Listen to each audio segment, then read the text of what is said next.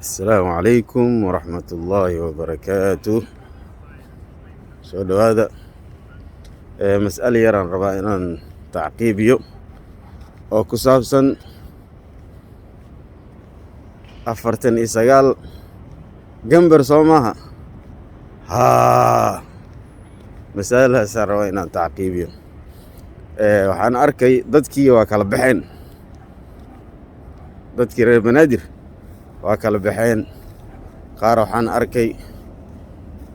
ra'iisul wasaaraha amaanayo yani shirkaas iyo gogashaas oo u dhigay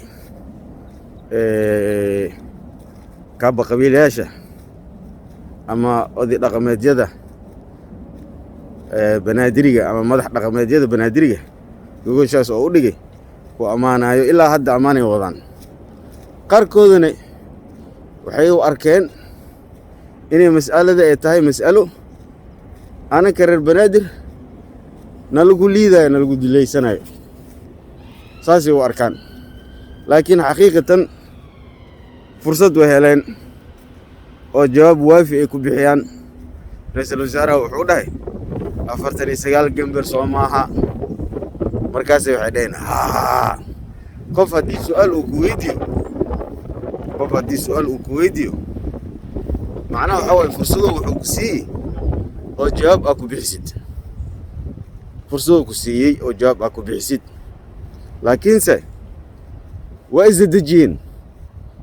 inay fikiraan oo waqti yar oo gaaban ay siiyaan xataa maaragtay sakano inay fikiraan wax lay tar lahayd laakiin aa la wada yidhi ma fahantay marka gambar macnihiis maxaa waaye reer banaadir carshi waa carshi gambar maaha reer banaadir carshi waaye gambar ma ahan marka dadkii mas'alaas ka damqaday ana dadkaasaan la jiraa ma fahanteen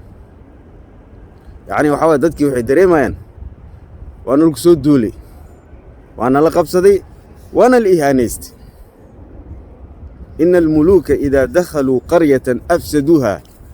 وجعلوا أعزة أهلها أذلة ما أنت كاسة أقلاتين لا شك في هذا وذي أشخاص من نقول كران نبضونو من نقول كران كرسو ريال من نقول كران كابيال من نقول كران كابيال يا مدح من نقول كران مدح بلد من نقول كران سؤال وين مسألة سؤال وين فهمت إن شرف المؤمن قيام الليل وعزه استغناؤه عن الناس النبي صلى الله عليه وسلم يقول إن شرف المؤمن قيام الليل وعزه استغناؤه عن الناس وعز المؤمن استغناؤه عن الناس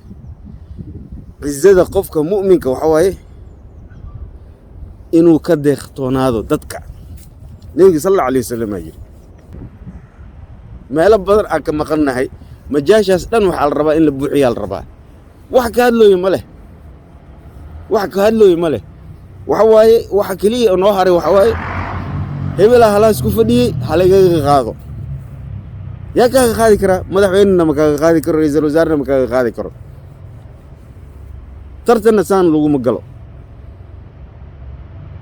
beel kasto oo soomaaliyeed oo kursiga ay ku fadhiso ama kursiga haysato doorashadan iyada loo qabanaa waxa ujeedid dhan kulli wadanka madaxa ka ama artisaas dawladdu ku soo galeen maxaa rabtiin marka reer banaadir in la dhax keeno oo meel kale aan ka jirin oo maaragtay idinka aad raadinaysiin aad cusinaysiin oo maaragtay u daalinaysiin dadka kale maskaxdooda wax ku orod ma jiro wax hadii lagu ordo tanoo kale inta dhacsa tanoo kale inta imaanayso marka dadkii saasi kala noqdeen laba koox oo orod ku tagtay meesha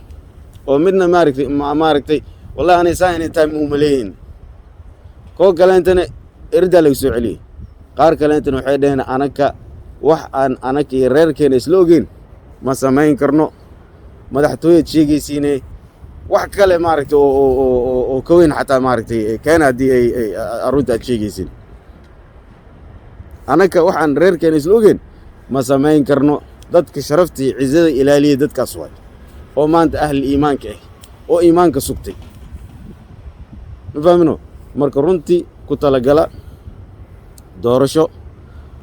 oo sidii habraacyada loo dejiyey oo dhici doonto ku talagala waxaa ku talagashiin ra'iisul wasaaraha inuu idin soo laabto oo idin dhaho maaragtay aniga habraacyadaas meel ugama leexan karo taasaad u fadhiisinaad sugaysiin taasna ku tala jira taasaa dhicaysa assalaamu calaykum waraxmatullah